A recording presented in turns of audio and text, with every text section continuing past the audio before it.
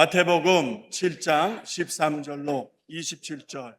좁은 문으로 들어가라. 멸망으로 인도하는 문은 크고 그 길이 넓어 그 길로 들어간 자가 많고 생명으로 인도하는 문은 좁고 길이 협착하여 찾는 이가 적음이니라.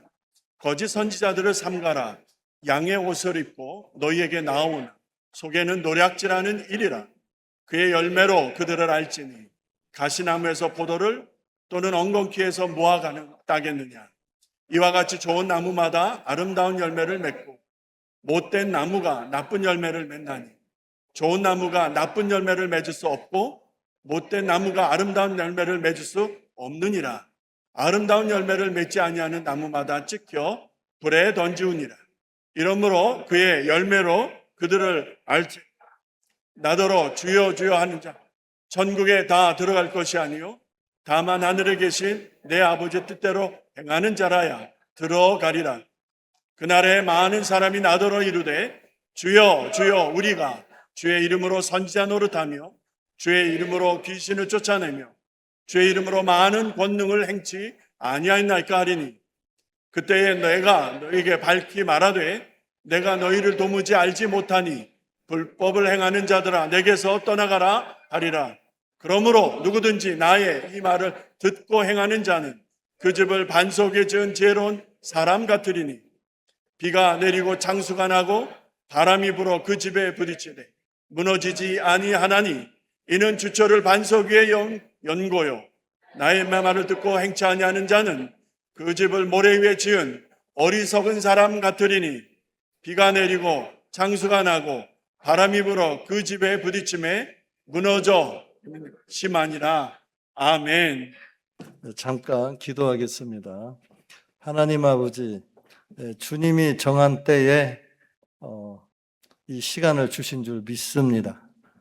우리를 사랑하시는 하나님 아버지, 예수 믿어 천국 가게 하시는 주님, 이 시간 우리가 천국 문이 활짝 열리고 우리의 거친 것들이 다 제거가 되고 환히 눈이 밝아지는 시간 되게 하여 주시고 하나님 진리를 분별할 줄 알고 생명으로 가는 길을 분별할 수 있는 그런 지혜와 영안이 열리는 시간이 되게 하여 주시옵소서.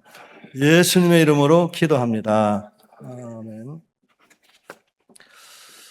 우리가 신앙생활 하면서 가장 큰 관심사항이 무엇일까? 사람마다 교회에서 일어나는 일들이 많고 또 우리의 관심들이 많은데 우리가 믿음 생활하는 것에 이 최종적인 목적이 무엇일까? 한 번쯤 생각을 하신 적이 있는지요? 내가 무엇을 위해서 신앙생활 하는가? 내가 무엇을 위해서 이것을 해야 되고 무엇을 위해서 이건 하지 말아야 되는가를 알고 계시는지요? 만약에 그 목적지가 분명하지 않다면 사실 그분은 길을 잃었을 가능성이 큽니다. 왜냐하면 마귀가 가만두지 않은 거예요.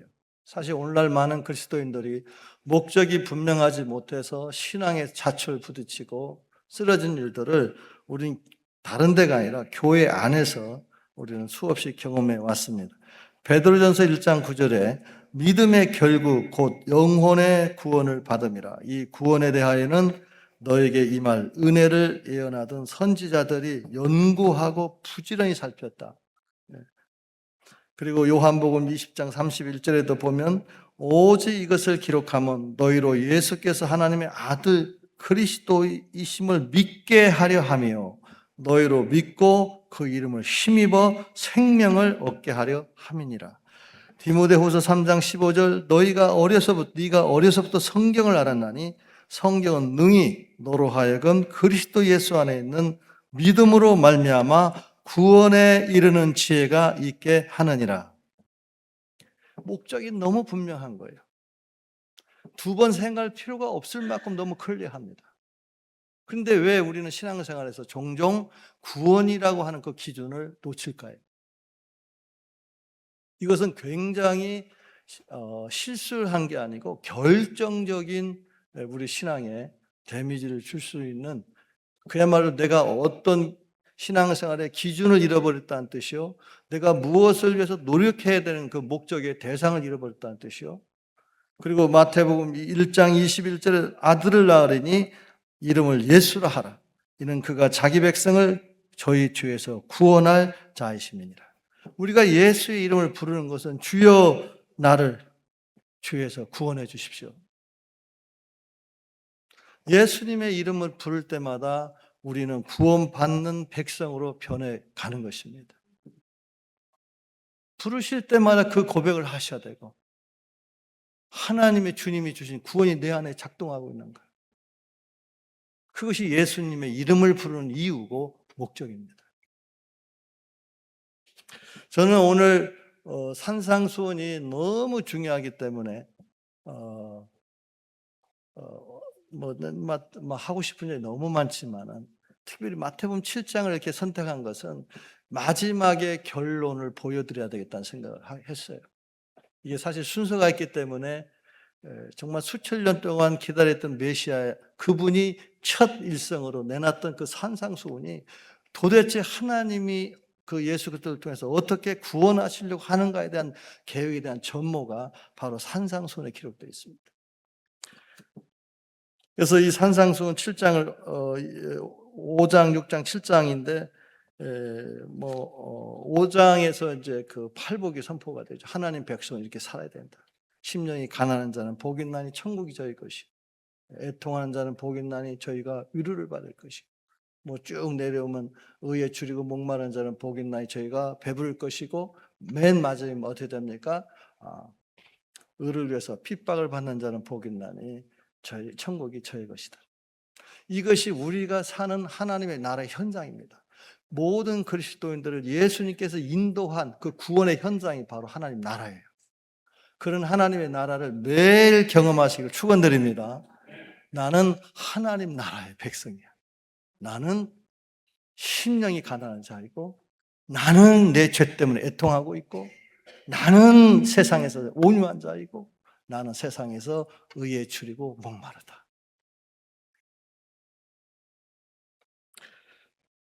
주님께서요, 이 산상수훈 이 5장에서 그렇게 하나님의 백성이 사는 그 하나님의 나라에 소개했는데 6장으로 넘어가면요, 막 쓰러지는 장면을 보여주세요. 그거 아시죠? 쓰러진 이유가 딱 하나예요. 위선이에요, 위선. 사람들에게 보이려고 나오죠? 그게요, 굉장히 무서운 말씀이에요. 왜요? 하나님의 구원의 역사가 의를 통해 나타나는데 그 의가 완전히 위선으로 바뀌었다는 거예요. 위선. 거룩하게 보이는 것, 믿는 사람처럼 보이는 것. 그래서 거기에서 엄청난 경고를 하다가 7장으로 넘어갈 때 이제 이 7장에서 마지막 구원의 그 길을 보여주고 있는데 제가 그 중에 이제 마지막 주님의 마지막 심판이라는 그 주제로 오늘 말씀을 드리는데 4가지 정도입니다. 첫째, 생명으로 인도하는 문은 좁고 길이 협착하여 찾는 자가 적다. 13절에 보면 좁은 문으로 들어가라. 멸망으로 인도하는 문은 크고 그 길이 넓어 그리로 들어간 자가 많고 생명으로 인도하는 문은 좁고 길이 협착하여 찾는 이가 적음이라. 이것은 예수 그리스도가 우리를 구원으로 이끌어가는 그 구원에 관한 계시입니다.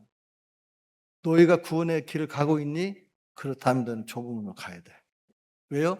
예수님이 십자가에서 우리 죄를 지고 죽으실 때 하나님의 아들이 죽을 수밖에 없는 그 무서운 심판을 예수님이 담당했다는 그 자체가 이 세상에서 흔한 일입니까? 있을 수 있는 일입니까? 여러분들, 있을 수가 없는, 그래서 사도 바울이 그 복음 앞에서 깨어진 거예요. 내가 죄인 중에 괴수다. 나 같은 주께서 죄인을 구원하시려고 이 세상에 임하셨다. 그 구원에 대한 계시는 모든 사람을 하나없이 변화시킵니다. 여기에 계신 분들도 주님께서 변화시킨 줄 믿습니다. 그게 복음인 거예요. 그것을 고백해야 되는 겁니다. 우리는 변화된 사람이다. 우리는 세상에 속하지 않았어. 하나님 나라에 속한 시민들이야. 그것은 구원, 예수의 복음을 받은 모든 사람에게 있는 신앙 고백인데 좁은 문으로 들어가라. 이것은 하나님의 구원에 관한 계시입니다. 그런데 여기에서요, 호티라고 하는 헬라어가 두 개가 사용이 돼요. 우리 성경에는 표시가 안 나는데 어떻게 되어 있냐면요. 제가 한번 다시 읽어볼게요.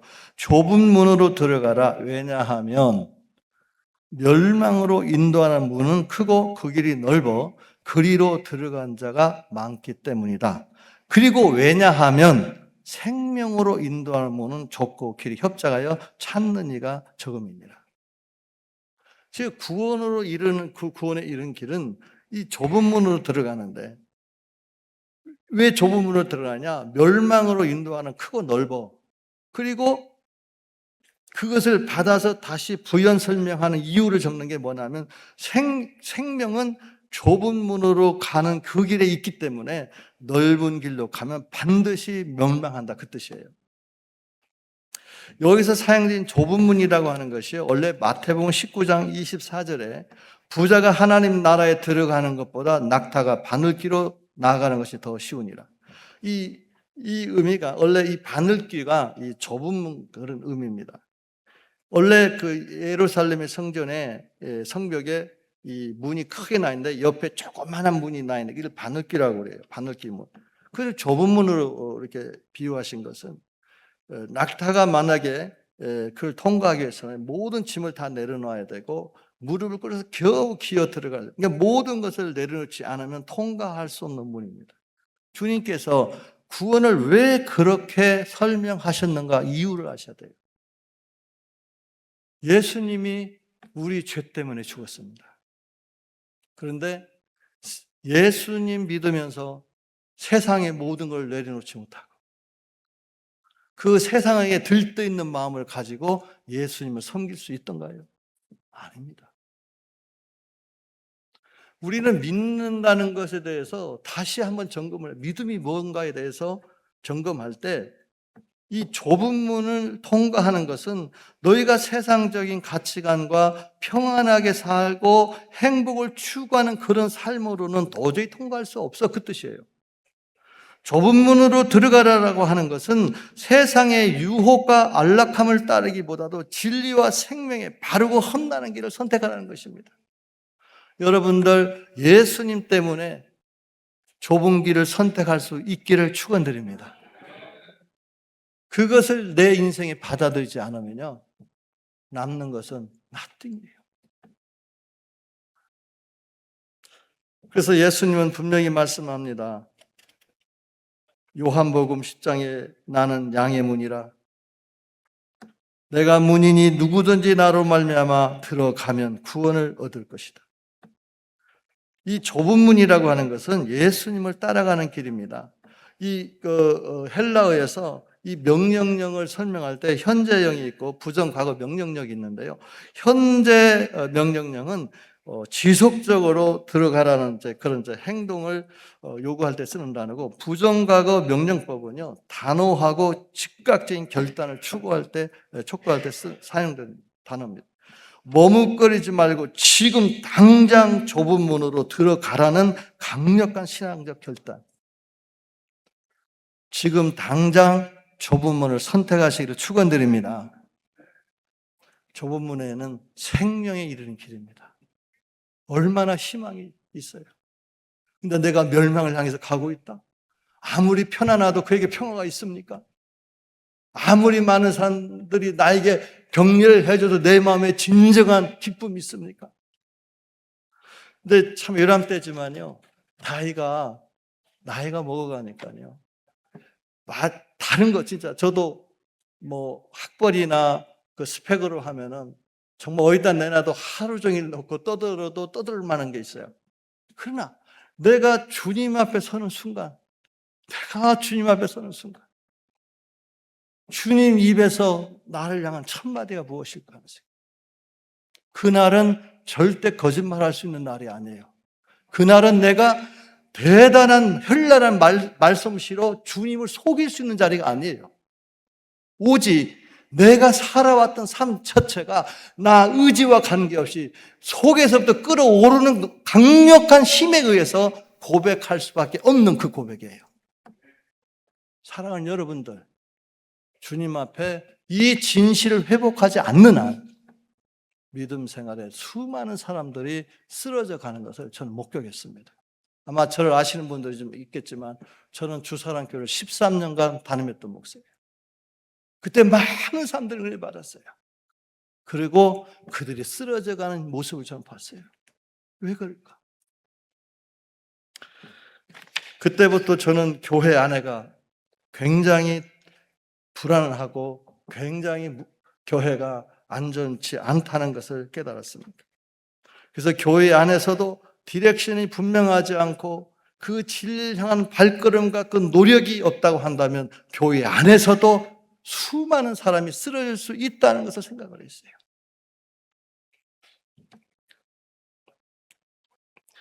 마태복음 16장에 보면 베드로가 예수님을 사랑했던 제자 베드로가 있습니다.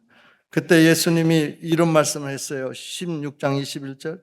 예수 그리스도께서 자기가 예루살렘에 올라가 장로들과 대제사장들과 서기관들에게 많은 고난을 받고 죽임을 당하고 제3일에 살아나야 할 것을 제자들에게 비로소 나타나신 베드로가 예수를 붙들고 항변하여 이르되 주여 그리 마옵소서 이 일이 결코 주께 미치지 아니하리이다. 예수께서 돌이키시며 베드로에게 이르시되 사탄아 내 뒤로 물러가라. 너는 나를 넘어지게 하는 자로다. 네가 하나님의 일을 생각하지 아니하고 도리어 사람의 일을 생각하는도다. 이에 예수께서 제자들에게 이르시되 누구든지 나를 따라오려거든 자기를 부인하고 십자가를 지고 나를 따를 것이니라. 사랑하는 성도 여러분, 베드로가 예수님을 사랑을 했어요. 그래서 하는 말이 주님 절대 십자가를 지시면 안 됩니다. 주님 절대로 죽는 희생 일을 가시면 안 됩니다. 그때 주님은 그를 바라보면서 사탄아 내 뒤로 물러가라. 좋은 마음 가지고 신앙생활 하는 것으로 다 되는 게 아니에요. 하나님의 진리인 말씀에 그 은혜가 충만하시기를 축원을 드립니다. 그 예수님의 구원이라고 하는 것은 예수님이 그 죄를 위해서 대속적 죽음을 죽지 아니하면 그들에게 구원을 주실 수가 없는 거예요. 만약에 그 사실을 알았다면 주님 우리를 위해서 십자가를 지어주십시오. 우리의 죄를 사하여 주십시오 라고 고백할 수 있었지만 그는 세상적인 인간적인 기준으로 십자가를 지면 안 된다고 그렇게 얘기를 했어요. 그것을 주님은 사랑으로 받지 않고 사탄아 내 뒤로 물러가라고 소리친 것입니다. 너는 하나님의 일을 생각하지 않고 도리어 사람의 일을 생각한다고 책망하셨습니다. 사랑하는 여러분들, 사람의 일을 생각해서 신앙생활 하시고 교회를 하다가는 주님 넘어뜨리게 하실 수 있어요. 그건 우리에게 있을 수 없는 일이에요. 어떻게 하나님의 교회가 넘어지게 하는 그러한 믿음이 내 속에서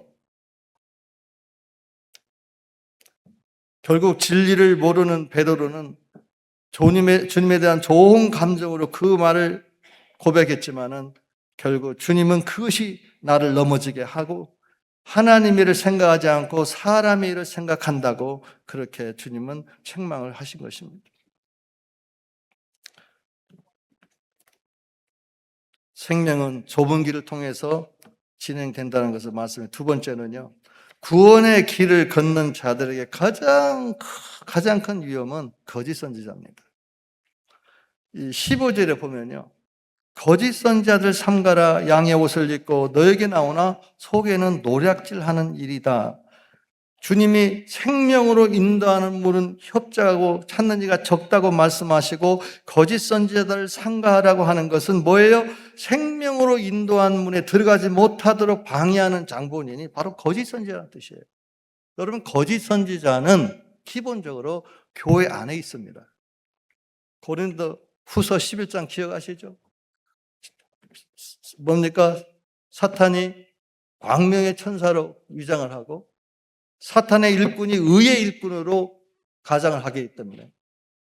이 바울의 이야기는 뭐냐면 너희가 교회 생활 할 때도 분별에 힘써야 된다는 거예요. 교회 생활 할 때에도 주님으로부터 온 의인지 이것이 이 사탄이 저는 사실 이제 성경을 연구하면서 의라고 하는 것이 굉장히 중요하거든요. 사실은 로마서 1장 17절에 보면요. 복음에는 뭐죠? 하나님의 의가 나타났어 이렇게 되어 있어요. 믿음에서 믿음에 이르게 하는데 즉 복음의 본질은 하나님의 의예요. 의라고 하는 것은 우리가 디모데후서 3장 16절 17절에도 보면은 주의 성령은 하나님의 감동으로 된 것으로 교훈과 책망과 바르게 함과 의로 교육하게 유익하니. 그래서 의라고 하는 것은 구원받은 백성의 대표적인 특성이에요. 그런데 의를 잘못 가르치는 거짓 선지자가 있다는 거예요. 의의 일꾼으로 가장한다는 겁니다. 그래서 저희들이 이 거짓 선지자가 그 생명의 길로 가는 그 길을 넓혀서 멸망으로 가도록 성경을 잘못 해석하고 잘못 권면함으로써 구원의 가장 큰 위험 요소는 거짓이라는 것을 여기서 주님이 말씀하고 있어요. 그런데 우리에게 문제가 뭐냐면요, 분별이 어려워요. 왜냐하면 양의 옷을 입었기 때문에. 양의 옷을 입었다는 것은 그 공동체에 속했다는 뜻이에요. 그런데 속에 들어가면 노략질하는 일이라는 거예요. 우리가 진리를, 교회라고 하는 것은 진리의 공동체이기 때문에 하나님의 구원받은 백성으로 충만해야 될 줄로 믿습니다. 그리고 교회는 항상 진리의 인도함을 받아야 될 줄로 믿습니다. 교회는 진리의 기둥과 터이기 때문에 누군가가 진리를 거스르는 그 순간 교회의 기둥이 무너지고 교회의 터전이 무너집니다. 그런 역할을 하기를 원하는 사람 누가 있습니까? 예수님의 피로 구원받은 사람이 감히 그런 역할을 하겠다고 나선 사람 누가 있겠어요? 그런데 현실 교회에서는 그런 일이 일어나고 있어요. 왜 주님의 교회가 왜 이렇게 진리에 대한 교육이 되지 않아서? 그런데 대부분 사람들이, 제가 이제 그때도 평신도 사역을 했거든요. 했는데 사람들이 죄를 짓는 경우는요, 대부분 속아서 져요. 무슨 말이냐면 내가 죄를 지어야지 하고 죄 짓는 사람은 없습니다. 일반적으로 보면. 어떤 경우냐?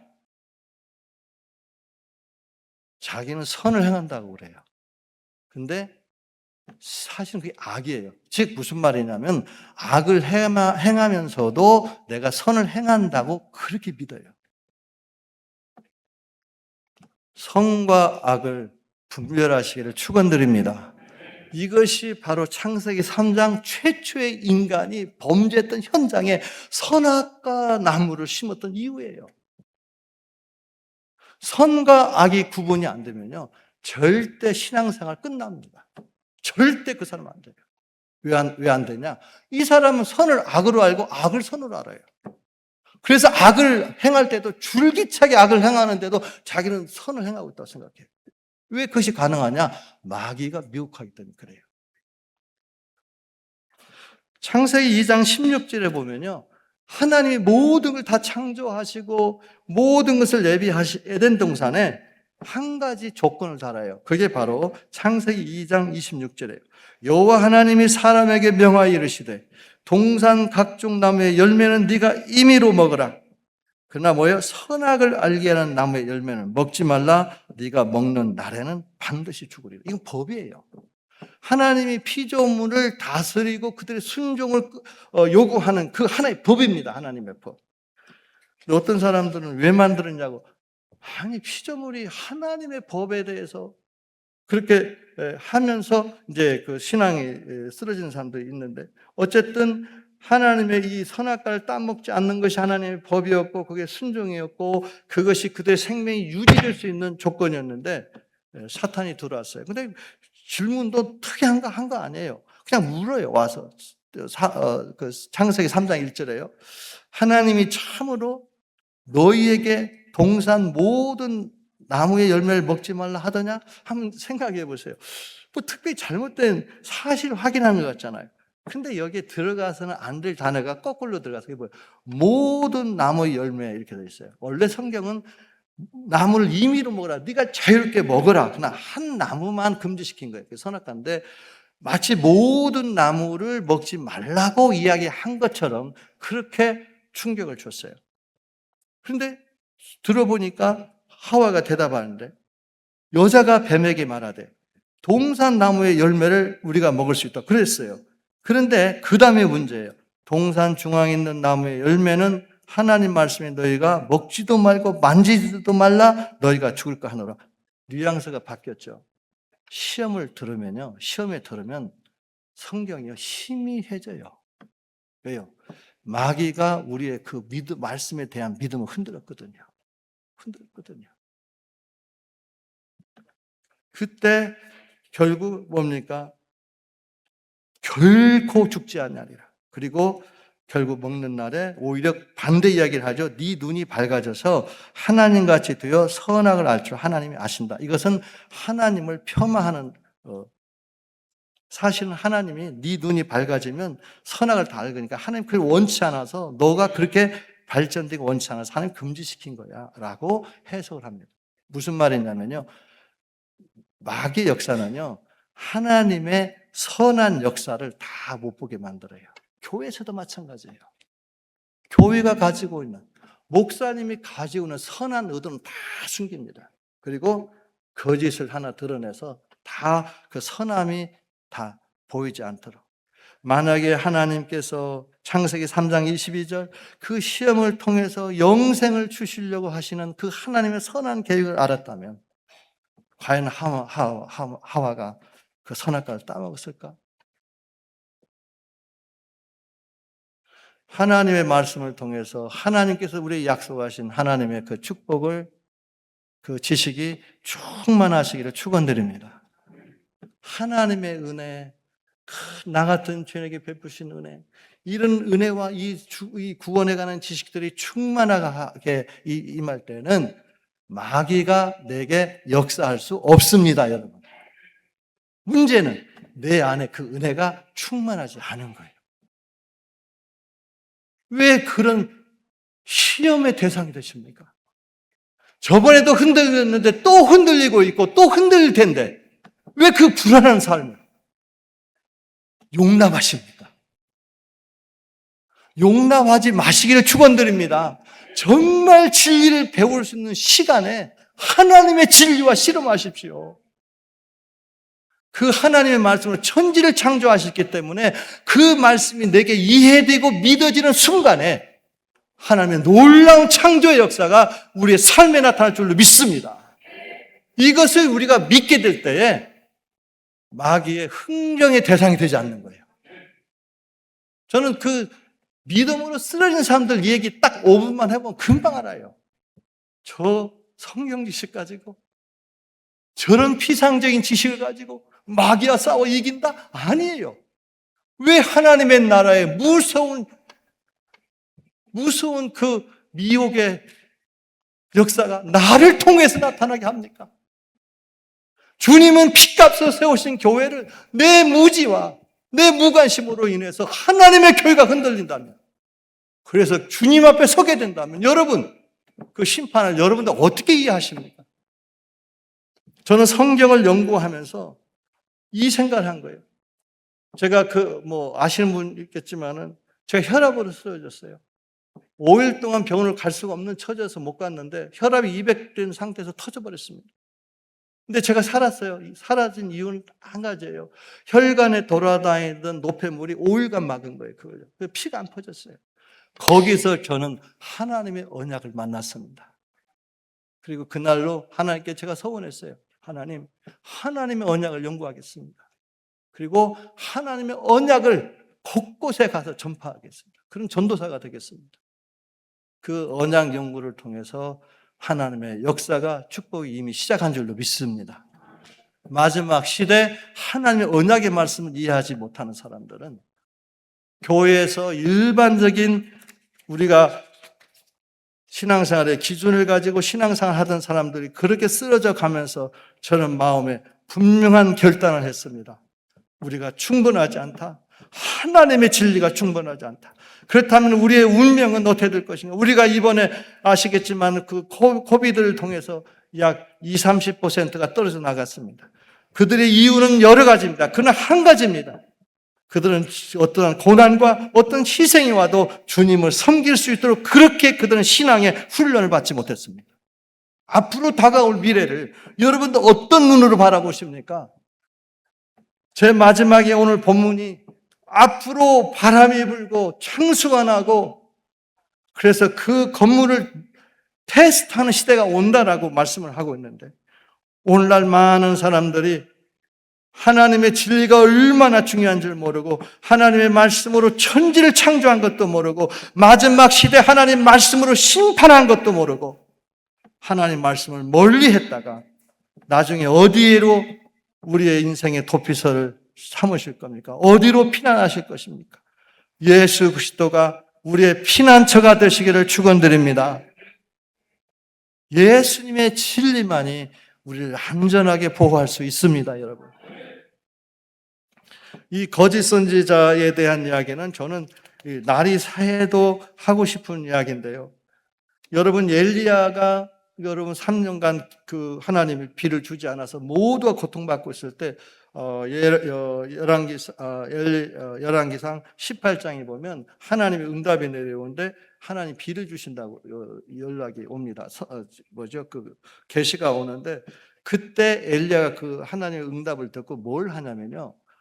이스라엘에 있는 바알 선지자 450인과 아세라 선지자 400인을 다 어떻게 해요? 갈멜산으로 부르라 그래요. 왜 그랬을까요? 하나님이 이제 그 비가 내려서 지금 막 축복이 시작되려는 시점에 엘리야는 그 안에 있는 거짓 선지자들 다 갈멜산으로 모읍니다. 그러면서 이스라엘 백성을 향해서 외칩니다. 너희가 언제까지 머뭇머뭇하겠느냐? 너희들이 섬길 하나님을 택해라. 그리고 하나님께서 엘리야의 기도를 통해서 하늘에서 불을 내리십니다. 그리고 거짓 선지자들이 제거가 됩니다. 거짓이 있는 한 그건요 우리의 구원을 직접적으로 방해하는. 저는 진짜 영적인 교회, 믿을 만한 교회의 특징은요 하나님의 진리 위에, 복음의 진리 위에 세워지는 교회. 아멘인가요? 목사님께도 요구할 것은 정말 진리의 말씀을 통해서 우리를 인도해 주십시오. 그것을 기도하셔야 돼요. 그것을 위해서 간구하셔야 됩니다. 그래서 이 교회가 진리에서 운영이 되고 진리가 선포될 때 우리의 구원이 안전하게 주님의 은혜를 역사를 따라 이루게 될 줄로 믿습니다. 거짓 선지자의 특징은요 평강이 없는데도 평강이 있다고 외치라고 합니다. 에스겔 13장에서 주님이 이런 말씀에서 너희 선지자들이 그들이 그 담을 잘못 쌓아서 허물어지게 돼 있는데 그거 금이 다 갔는데 선지자들은 거기다 회치를 하고 있다고 말합니다. 회칠한 담을 내가 허물어 버릴 것이다. 내가 그 담을 넘어뜨릴 것이고 그 기초까지 드러나게 하실 것이다. 사랑하는 여러분, 하나님의 말씀을 듣는 이유가 무엇입니까? 하나님 말씀이 내게 들려올 때 나를 회개시켜서 내가 정말 죄인입니다. 주님, 내 죄를 용서하여 주시옵소서. 그러한 회개가 나올 수 있는 말씀이 진짜 진리 말씀이야. 그 말씀이 죽은 교회는 내 영혼이 도무지 살 수 있는 길이 없어요. 근데요, 거짓 선지자들은 열매를 통해서 이미 우리에게 보여집니다. 16절에 보면요. 그들의 열매로 그들 알지니. 근데 여기 가시나무에서 포도를 엄경케 해서 무화과를 따겠느냐?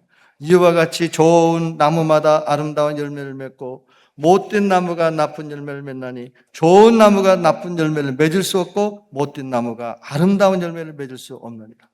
그들의 열매, 그들을 열매로 알아라. 여기서 복수형이 쓰여지고 있는데 무슨 뜻이냐면 계속적으로 반복적으로 이상한 열매를 맺는다는 거예요. 반복적으로. 그런데 그것을 분별 못합니까? 왜 분별 못했어요? 분별이 되더라도 그것을 해결하지 못한 이유가 뭐냐? 자기도 거짓이 있기 때문에 그래요. 자기 안에 있는 거짓이 있는 사람은요 절대로 거짓을 물리치지 않습니다. 분별이 설령 된다 할지라도. 그래서 데살로니가 후서에 가보면요, 2장에 가보면 마지막 때 불법의 사람이 나타나면요, 수많은 사람이 불법에 빠집니다. 멸망의 아들이라도 일컬어지는데, 근데 거기서 매우 충격적인 말씀을 해요. 저들이 진리의 사랑을 받지 아니함으로 하나님이 심판으로 그들을 끌 것이다. 그리고 대부분이 뭡니까? 마귀의 역사에 따라하는 사람들의 특징이 뭐냐? 진리의 사랑을 받지, 즉 진리를 배우기를 원치 않는 사람들이에요. 그래서 저는 마지막 때 하나님께 입어야 될 은혜가 하나님의 진리로 나를 가르치소서.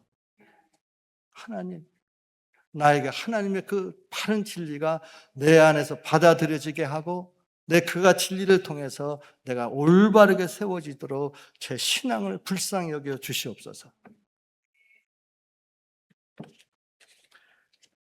여러 번 주님이 설명하는 것은 절대 좋은 나무가 나쁜 열매를 맺을 수 없고 나쁜 나무는 절대 좋은 열매를 맺을 수 없다는 것을 3번을 반복하는 거예요. 그런 일이 없다. 근데 우리는 그러잖아요. 나쁜 열매를 계속 맺는데도 나는 좋은 나무야. 그래도 나는 좋은 나무야. 자기 연민과 자기의 동정으로 자기가 변화될 수 있는 게 아니에요.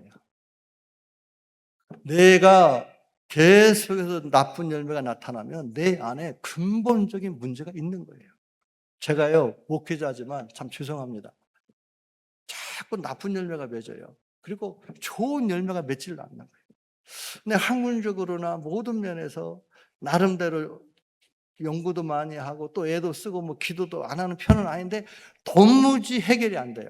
나중에 어떻게 생각했냐면 내 안에 나는 나쁜 열매가 있다. 나쁜 나무구나 나는. 그래서 나쁜 열매를 맺고 있는데 내 이것에 대한 솔직한 용기가 없었던 거예요. 사랑하는 여러분, 주님 앞에 저는 나쁜 나무입니다 고백하시기를 축원드립니다. 그래서 나쁜 열매를 맺어요. 주님. 나는 좋은 나무인데 어쩔 제가 잘못해서 실수로 나쁜 열매 아니에요. 아닙니다. 속지 마세요. 정말 내 안에 내가 주님 나쁜 나무라는 뜻은요, 아주 썩고 부패하고 쓸모없는 나무를 말하는 거예요. 이거요. 이거 놔두면 나중에 다 죽어요. 다시 살아날 수 있는 길은 회개밖에 없습니다. 회개를 통해서 예수님의 생명이 내 안에, 그 마지막 죽음을 앞두고 있던 강도도 단 한 번의 그 회개를 통해서 하나님이 오늘 네가 나와 함께 낙원에 있을 것이라고 약속하신 것처럼 주님의 은혜가 내게 임하도록, 주님이 의인을 부르러 온 것이 아니라 죄인을 불러 회개시키러 왔노라. 저는 그 말씀이 정말 복음이라고 생각해요. 우리가 사실 주님 앞에 의로운 자가 누가 있습니까? 그냥 내가 죄인됨을 주님 앞에 고백하고 주여 나를 불러 회개시켜 주십시오. 그게 복음이고, 그렇게 할 수 있다면 그 사람 안에 예수님이 계신 거예요. 근데 문제는요, 자기의 잘못을 전혀 찾아내질 못해. 어떻게 하면 좋아요? 주님은 자신을 의인, 병든 자라야 쓸데있고 자신이 죄인이라고 인정을 해야 구주이신 예수를 찾는데, 죄인이라는 사실을 끔찍한 자신을 바라보지 못하다 보니까 주님을 간절히 요구하지도 않고, 그러다 보니까 예수의 이름은 부르는데 주여 주여 하는데, 제가 앞으로 읽어드릴 그 말씀 똑같은 현상이 일어난 것입니다. 주님이 말씀합니다. 아름다운 열매를 맺지 않는 나무마다 찍혀 불에 던진다. 무슨 말이냐면요, 나쁜 열매 맺는 걸로 끝나지 않는다는 거예요. 나중에 그것이 열매를 맺지 않은 나무마다 찍혀 불에 던진다는 것입니다. 그러면서 20절에 이름으로 그들의 열매로 그들 알리라, 다시 2번 반복되거든요. 그러면서 이름으로 그의 열매로 그들 알리라, 그러면서 마지막 심판을 설명합니다. 그것이 21절에 나더러 주여 주여 하는 자마다 다 천국에 들어갈 것이요. 이 의미는 뭐냐면요, 거짓 선지자들의 교육을 받은 사람들이 포함되어 있는 거예요. 여기서 그 상태에서, 거짓 가르침을 받은 상태에서 주여 주여 하는 자들이 절대로 천국 들어가지 못한다. 우리가요, 주님의 그 심판은 구원받는 사람도 있고 심판받는 사람이 있잖아요. 근데 여기는 다 심판받는 사람. 주님 뭘 이야기하고 싶으냐면요. 그 거짓 선지자의 가르침을 받았던 사람들이 심판대 앞에 서는 순간에 그들의 열매로 그들이 확인될 것이다. 그 뜻이에요. 숨기지 못할 것이다. 우리는 신앙생활 하면서요. 얼마나 현란한 말솜씨로 자기를 설명 잘합니까? 얼마나 변명을 해댈 수 있습니까? 그렇죠. 그런데 주님께는 그게 통하지 않는 거예요. 저는 정말 지혜로운 신앙생활은 우리가 몇십 년 살았던 거기서 화려했던 우리의 모습이 아니라 주님 앞에 서는 그 순간, 주님 앞에 서는 그 순간 주님으로부터 인정을 받으시기를 축원드립니다. 만약에 이 세상에 사는 동안 아무리 많은 칭찬과 영광이 있다 할지라도 주님 앞에 서는 순간에 나는 너를 모른다라고 할 때 어떻게 하시겠어요? 현신의 권사 얘기 아시죠? 나 너 모른다. 그건 이미 공론화돼가지고 신문에도 다 나왔으니까 드릴 말씀입니다. 믿음에는 법이 있습니다. 여기 그 이후에 보면요. 심지어 제가 22절 심지어 많은 사람이 나더러 주여 주여 주의 이름으로 선지자 노릇하며 주의 이름으로 귀신을 쫓아내며 주의 이름으로 많은 권능을 행하지 아니하였나이까. 은사와 재능이 진리를 대신하지 못합니다. 여러분들 꼭 아셔야 돼요. 주여 주여 선지자 노릇했고 귀신 쫓아냈고 능력을 행했는데 자신이 하나님께 주님께 버림받을 것을 왜 몰랐냐는 거예요. 왜 그렇게 능력 나타나고 왜 그렇게 많은 활동하고 교회에서 칭찬도 받으면서 자기 영혼이 주님 앞에 서는 순간 주님의 판결이 어떻게 될지에 대해서 왜 관심이 없었느냐고.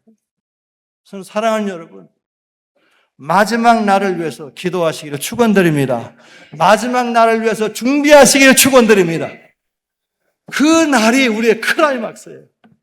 저는 교인들 어느 교회를 가도 마지막 때 항상 하는 이야기 있어요. 우리 천국에서 다시 만납시다. 그럽니다. 이 세상에서 아무리 행복하다고 해도 얼마나 마음에 슬픔이 많으세요. 상처가 있습니까?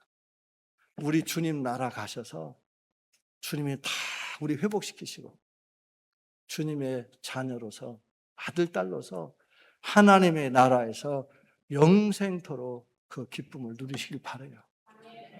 아무리 저에게 유혹이 온다 할지라도 아무리 절박한 것이 온다 할지라도 천국과는 바꿀 수 없는 거예요. 제가 거기에서 결단한 사람입니다. 천국에서. 지식을 갖고 있으면요. 지식을 가지고 말씀대로 살기도 하지만 그 지식을 가지고요. 교묘하게 빠져나가요. 저는 그걸 해봤던 사람이에요. 그런데 안 되겠더라고요. 안 되더라고요. 주님의 은혜는요. 나를 넘어뜨리고 때를 무너뜨려서 하나님 앞에 항복하게 하는 거예요. 꼭 그 체험이 있기를 바라요. 그래서 우리 천국에서 다 함께 우리 목사님도 이 모든 교인들 우리 다 천국에서 만나면 서로 인사하고 축복하고 그런 날이 오게 되기를 예수님으로 축원드립니다. 예, 기도하겠습니다. 하나님 아버지 감사합니다. 여기 앉아 계신 분들 한 분 한 분 주님의 핏값으로 불러주신 거 믿습니다. 얼마나 사랑하신 아들 내어 주실까지 사랑하신 분들인 것도 믿습니다. 또 교회를 섬기시는 중에 보이지 않게 눈물 흘리고 힘들었던 것도 압니다. 그러나 사랑하는 주님 힘들어도 좁은 길 갈 수 있게 하여 주시옵소서. 아무리 힘들어도 자기가 십자가에 매달려 주님 편에 서게 하여 주시옵소서. 그래서 주님 앞에 서는 그날에 착하고 충성된 종아 네가 잘하였다라고 칭찬받을 수 있도록 한 분도 남김없이 다 하나님의 자녀들로 주님의 천국에 입성하는 그날이 올 것을 믿고 오늘 또 믿음의 행진을 믿음의 길을 걸을 수 있도록 도와주시옵소서. 감사하고 예수님의 이름으로 축원드립니다. 아멘. 있습니다.